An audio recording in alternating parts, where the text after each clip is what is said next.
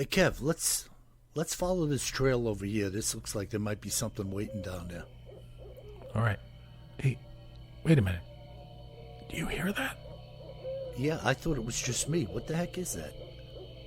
I don't know what that is. Whoa, do you smell that too? That's unbelievable. Hey, look. What the? Hey, look, those branches are moving over there. What the heck is that? Holy cow, is that what I think it is? Look at that thing. Oh my God. It's a freaking Sasquatch.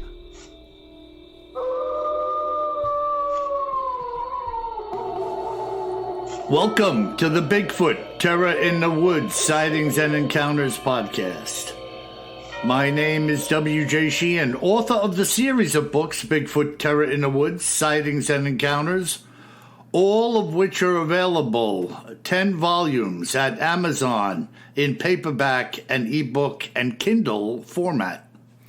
And for you audiophiles out there, 1 through 9, and I'm going to start working on 10, are available in audiobook at Audible, iTunes, and Amazon as well. So go out and buy yourself a few copies and keep the ball rolling here. And now, without any further ado, may I introduce you to my brother and co-host, KJ Sheehan. Kev, how are you? What's going on, Bill? Well, I told you I'm having a little back irritation today as I sit here in front of the microphone. Nasty business, the old back. Did you catch a Bigfoot out in the garden and have to wrestle him to the ground? Yeah, well, at least I won. I had him in a full half Nelson, and he tapped out. I did see a report of a Bigfoot waiting in line at a chiropractor in Long Island. I didn't think to ask you if you were the root cause of that. Yeah, I had him in a half Nelson, and he was spinning me around like a helicopter blade. Whoa, slow down. That's a good visualization right there. You know, remember the old cartoons where somebody would grab somebody and the guy would be whirling around trying to get him, and he's spinning around like the blade of a freaking chopper. Awesome. Well, I'm sorry your back is hurting. Yeah. What are you gonna do? You know, I mean, I try. It's been fairly good lately. I've had issues through the years, you know, and sometimes I get out of the habit of going for a little chiropractic adjustment. You know, just it's like a maintenance thing, you know. Right. But it's not a bad thing to do. But I kind of steer away from it, like, you know, I'm just gonna stand my own. I don't need any help, you know. Yep. But it's kind of dumb, you know. But yeah, you got to do that preventative maintenance as well as the much needed maintenance.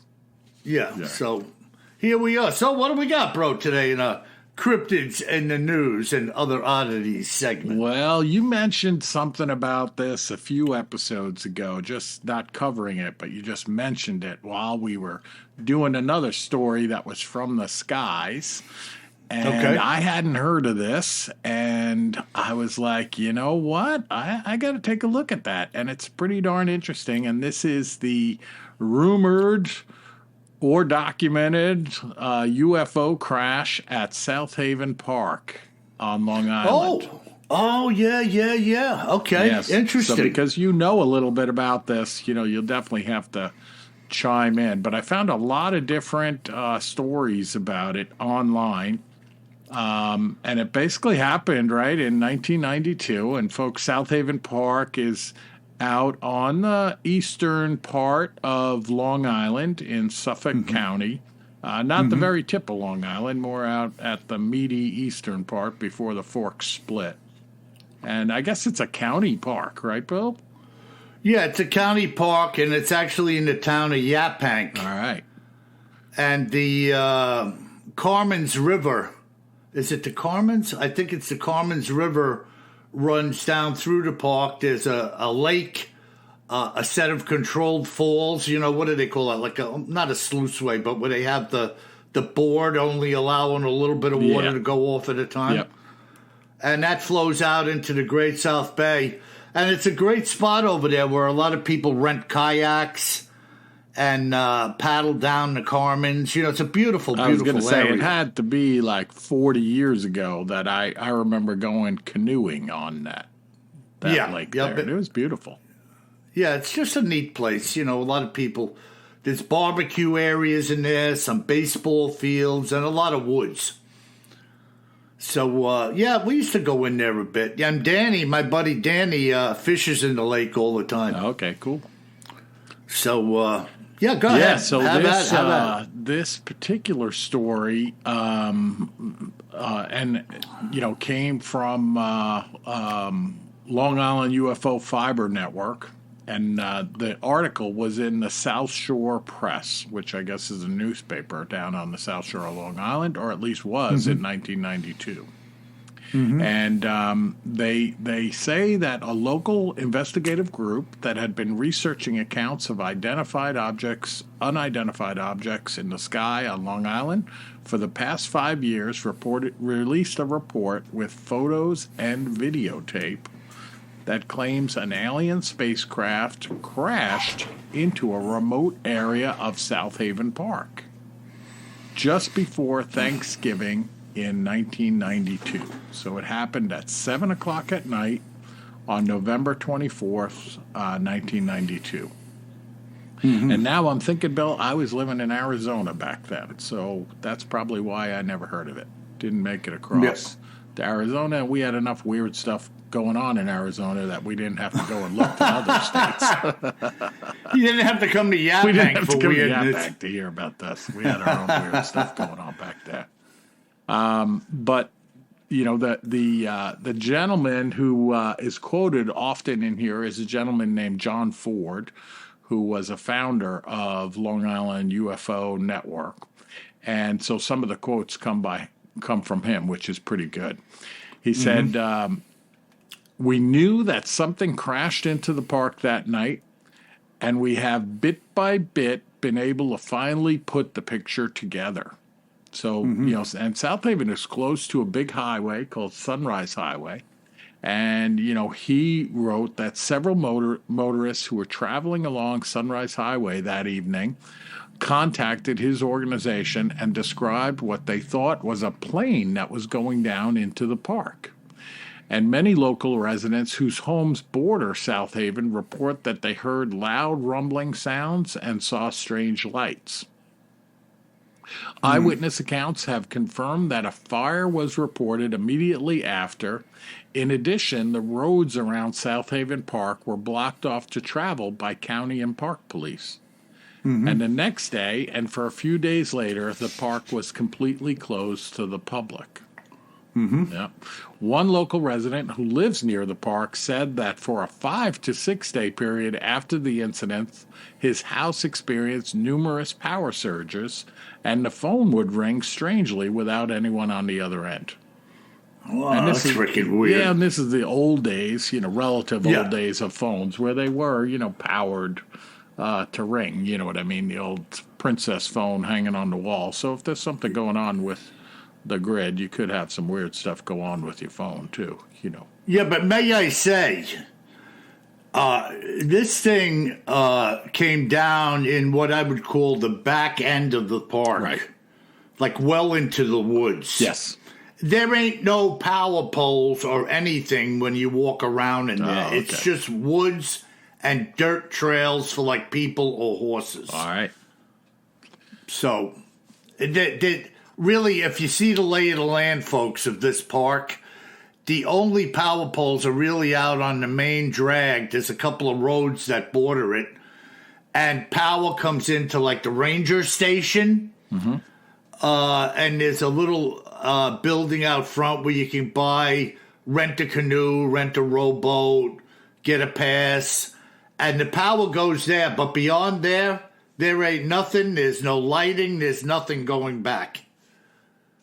So that's interesting, though, that whatever came down in the back of the park, and its power surges and stuff were going on. Cool.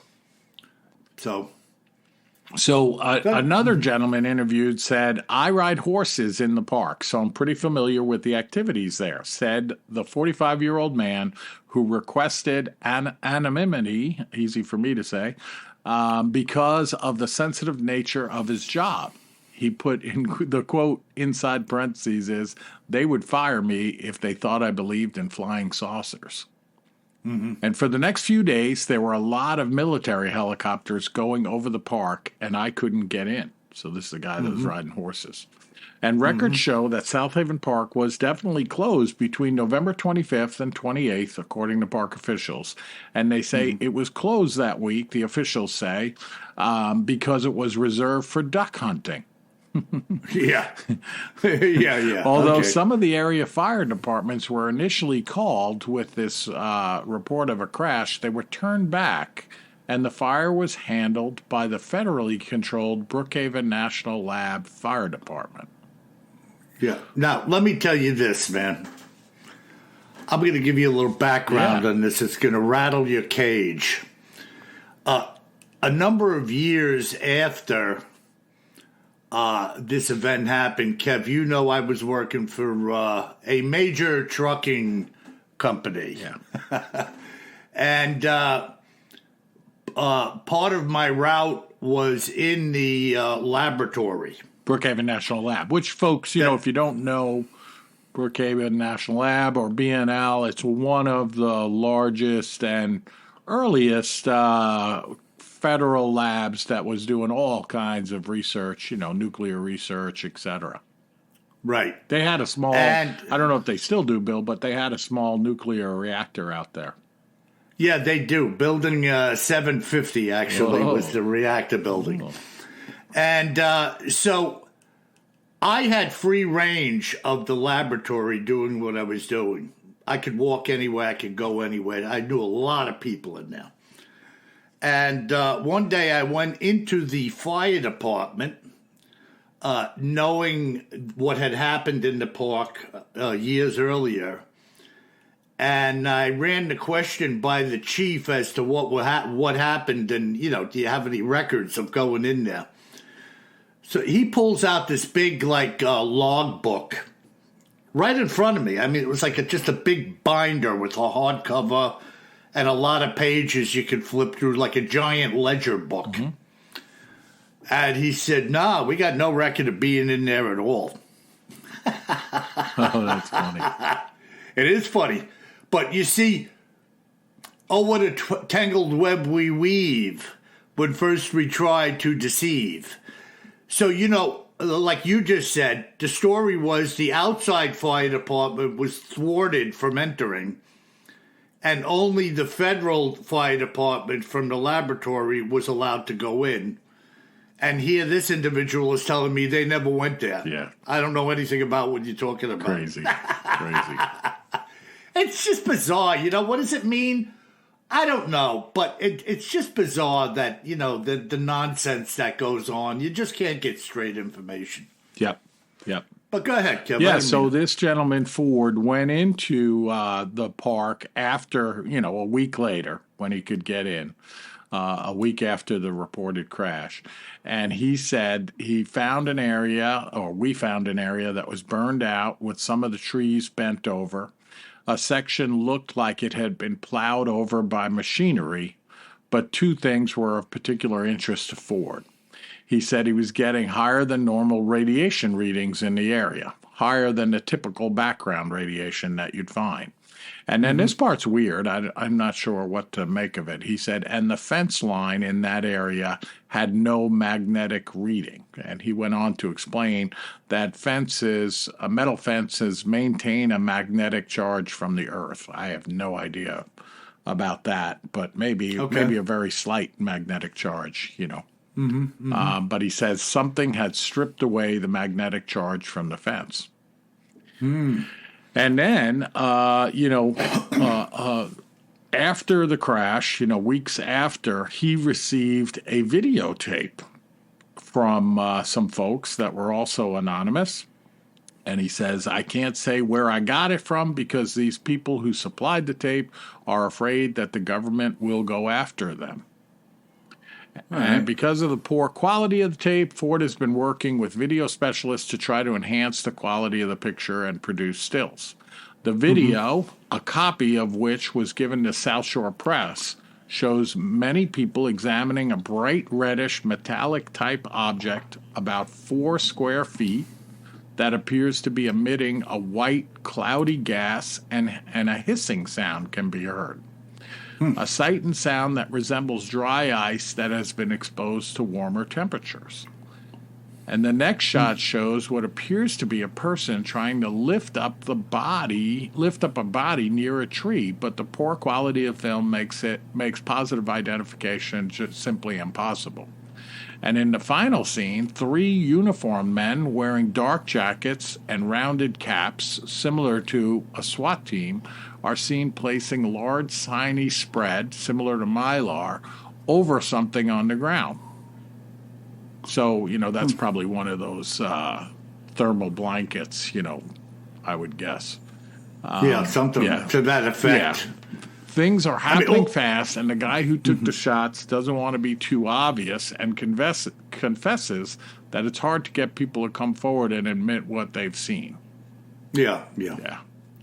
And and folks, just let me break in here for a second. Folks, we live here on I live here on Long Island. There are a number of airports around here. We got MacArthur, pretty big. Gabreski, the field over on William Floyd down in Shirley, which is actually right across from the park, or very close to it. Farmingdale. And, occasionally, unfortunately, there are small planes that go down or miss the runway or engine failure. But you don't hear anything to these effects going on or surrounding these crashes. They're pretty open, of course, you're going to block stuff off, just from a safety standpoint. But, you'll Right. see a helicopter flying over that takes a picture of the crash of the plane, stuff like that, right? Right. I mean, like, here on the island, you could have News 12 hovering over the scene, giving you an aerial shot. But, like, these people are saying, like, there were military helicopters going over the scene days after the event. I mean, it's very unusual. You know what I mean? Just very unusual circumstances. Yeah, it's unusual, Bill, for the military helicopters, but you also have a lot of Air National Guard and stuff like that that's based there at various airports on Long Island, right? Yeah, well, you got West Hampton over there, which is an Air Guard base. Right. They got those C-130s over there. They've got jets that come in and out of there periodically. And it appears like, I don't know what the arrangement is over there, but sometimes you see like business jets going in there and stuff. Right. So I don't know if there's like special accommodations for some rich people on the East End to land a Learjet in there or something. I don't know. But there is a full tower in there, a control center, and, it's a military base. Oh, yeah. It used to be, I know when they were flying the shuttle out of Cape Canaveral, the space shuttle, that used to be the home of the rescue team. Yes. That would go out if something went wrong with the shuttle. That's right. I guess it would proceed on an arc up over the North Atlantic on a typical launch. So they would launch from there because it sticks out into the Atlantic. Yeah, and that's a big air rescue wing over there, too. I see those guys. It's interesting. Sometimes, excuse me, if I'm down by the Atlantic beach on a night, just a random event, they're practicing rescues over the surf. Oh, cool. So you'll see a huge chopper down right at wave top, 20 feet off the water with the lights and everything going on, and they're repelling into the surf or doing whatever they're doing, Wow. Yeah, so they're regularly exercising over there, Very cool. Yeah, so, well, it's cool, man. The Southhaven UFO incident, and that happened a good while ago, and like everything else, there was some talk about it, and then everything washed out. Yeah, 30 years ago, right? So Yeah. more than 30 years ago. Yeah. Yep. Interesting, man. Yeah, it's a cool one. Back to the skies this week. So, Bill, as we come out of the skies and looking at UFOs, what kind of account do you have for us this week? Well, we've got an interesting sighting by the Lewis River. It's told to me by Larry DePaulis, a resident of the state of Washington. And this is what Larry and his partner Wayne saw while on a hike where the Lewis River spills into what's known as the Lower Falls. It was June of 2015 when Wayne and I had hiked into the area where the Lewis River spills over into what is known as the Lower Falls. This was our destination for the hike that day, after which we were going to turn around and just hike back out. It was overcast and drizzling off and on, which is not at all unusual for the area. If I waited for a nice day to do half the things that I want to do around these parts, I would get next to nothing done. Well said, my friend. So we had hiked in and were standing on what I'll call a rocky outcropping, where the falls spill into another tributary that carves its way off into the distance through the trees. Our view that day was looking down over this tributary that winds its way up and into the distance through these trees and out of our sight.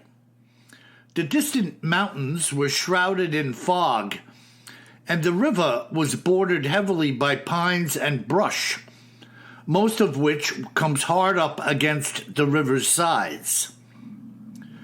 Where we stood, there was a considerable amount of noise being generated by the falling water, but by no means so loud that we couldn't hear ourselves talking or anything like that. It was a rather steady drone, if you will, like white noise or background music. Where we stood, there was a pool of water in the rocks, more like a large puddle, formed by the relentless flow of water, next to which was a large outcropping of rock that began at about chest level, rising higher to our right-hand side, which had trees and moss growing all over the top of it. Wayne was the first to notice some of the smaller trees moving about down and to our right along the river, which to us was an immediate indicator of something large moving through them, and it had our attention. The movement of the trees indicated that whatever this was heading downriver and away from our position. Perhaps about 75 yards or so as we were looking, there was a small patch of exposed sedimentary river bottom in the distance at about 100 yards, being in the shape of a wide slice of pie, maybe 20 feet by 10 feet in size. It was the only such area visible from where we stood, and if the river had risen, say, 6 inches, it wouldn't be there to see. So the two of us are standing there anxiously awaiting what may unfold as the trees continued to move about in what appeared to be a beeline for this patch of the exposed river bottom. I don't think 2 minutes or so had gone by when suddenly, emerging from the edge of the forest and now standing on this small patch of sand, was an enormous Sasquatch. As you would imagine, the two of us were caught completely off guard by this occurrence, and we both instinctively tried to shift our bodies into a position where we would be somewhat concealed behind this rock outcropping, which I told you about earlier, but it was too late. This creature, for some reason, turned immediately to look at us as we moved, stared us down for about 10 seconds, and retreated into the trees. We watched the trees start moving again as an indicator yet again that it was moving away, but they didn't. The two of us stood watching and concentrating on the bushes, both of us pointing and imagining that we were seeing it peering through the bushes looking at us. If it was there, it was very well concealed and staying quite still. I guess it was for 40 minutes, we stood our ground watching for any type of movement, and there was nothing of the sort, and so we backed out of there, unwilling to wait any longer. To be honest with you, the two of us were none too anxious about the potential of this thing backtracking to come and say hello to us, if you catch my drift. And so we boogied on out of there. When we had arrived at this ledge, followed by the trees beginning to move, we believed that this creature was only 20 yards or less away from us before it started to move. I don't believe it knew we were there. Neither did we know it was there. The sounds of the water drowning out all of our movements collectively. Why it had emerged exactly at that spot and what it was going to do there is anyone's guess, but seeing us had foiled its plans for the moment. My guess is it was about 8 feet tall and cylindrical, very broad from head to toe. It was very darkly colored, somewhat blackish, brownish, and having a noticeable bald crown on the top of its skull. From our perspective, its face and palms appeared somewhat gray, with the hands hanging at about knee level or a little above them. I wish there was more to embellish upon, but that was it. The creature came into our lives and exited like a branch falling from a tree, and it was all over. In all the time we had collectively spent hiking, I don't believe that either of us had ever thought that we would be the ones to have such a sighting, and yet we had. It was utterly fantastic. What do you make of that, Kev?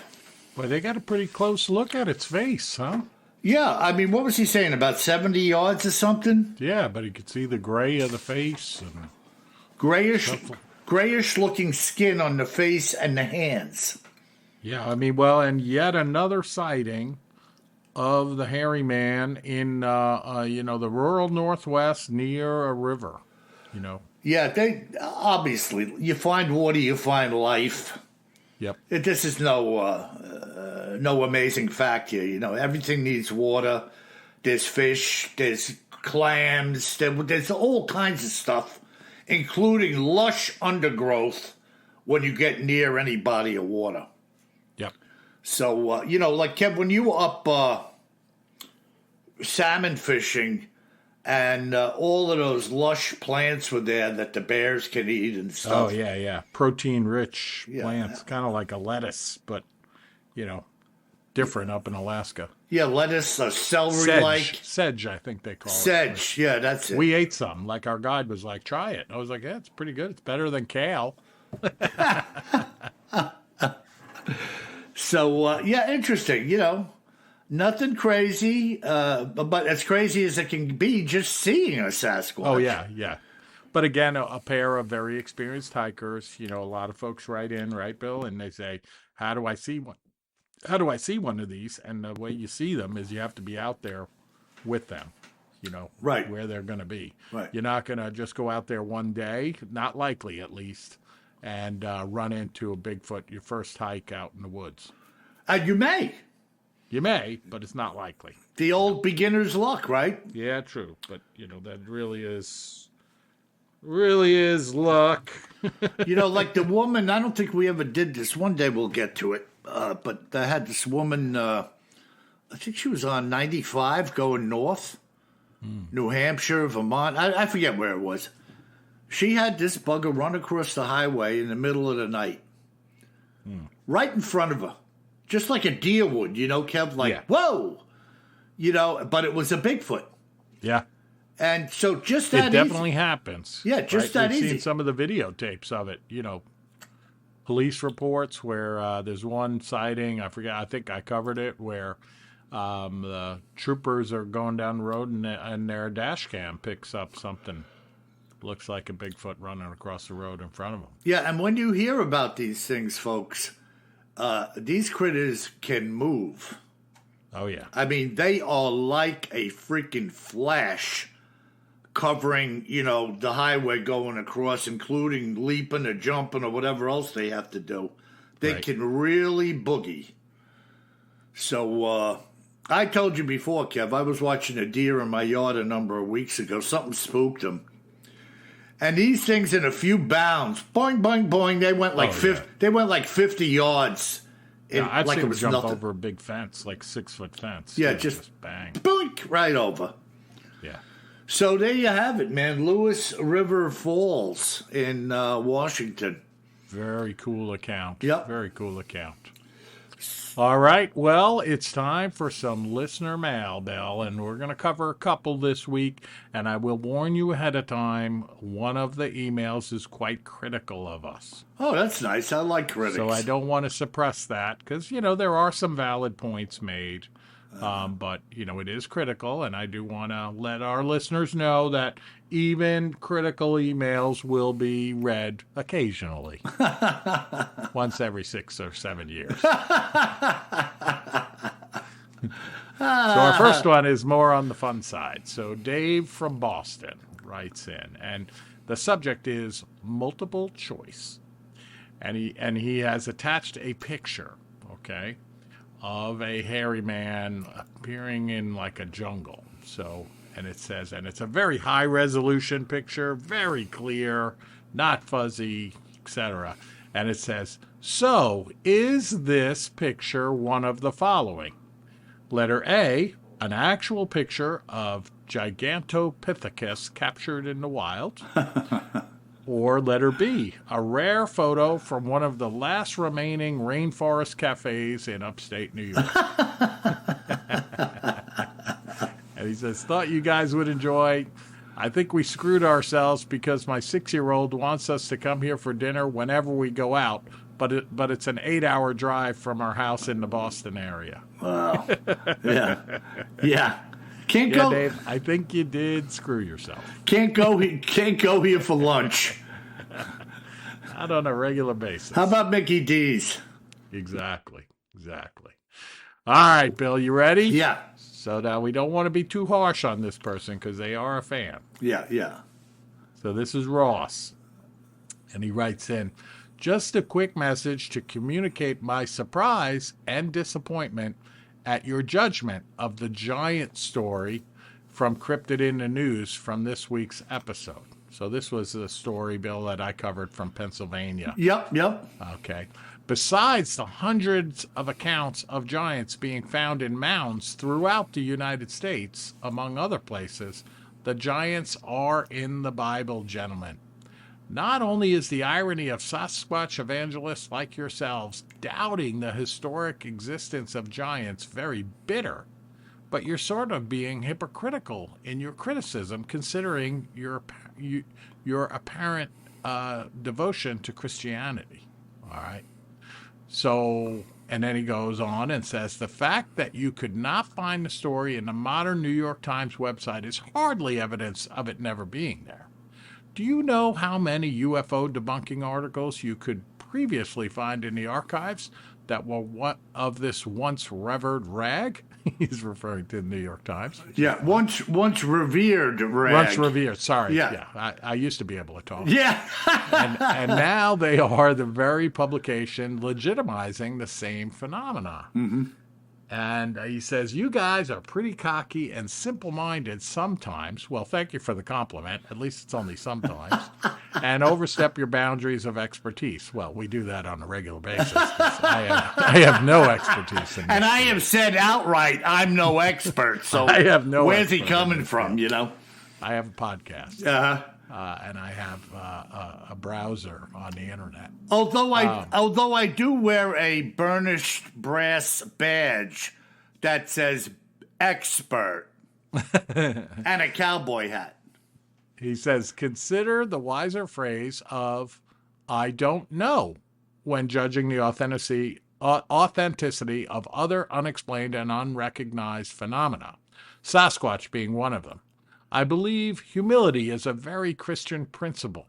Try practicing it a little more. So first off, I say I don't know I think every time we talk about an account. Yeah.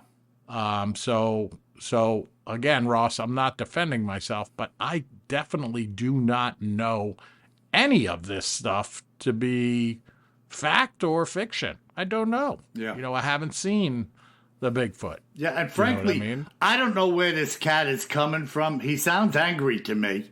I think he was having a bad day, but I do want to cover it, and I don't want to pick on Ross the other because he thing- is taking the time to write in, which is terrific. It's good stuff, but the other thing is, how many times have I talked about giants in the Bible?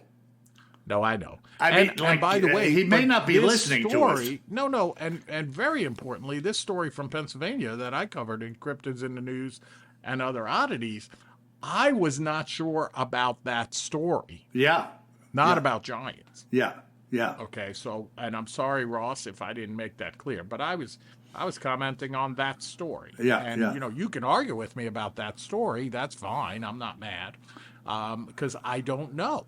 Yeah. I just found articles shortly thereafter when that was published saying that certain parts about the horns on the skulls weren't true, and then there was debate about what they were calling a giant back then, because the Native Americans that they encountered were much taller than the Europeans that came in and settled. So, it could be, and that the Europeans would call people a giant if they were 6'2", and they were standing at 5'2". That's right.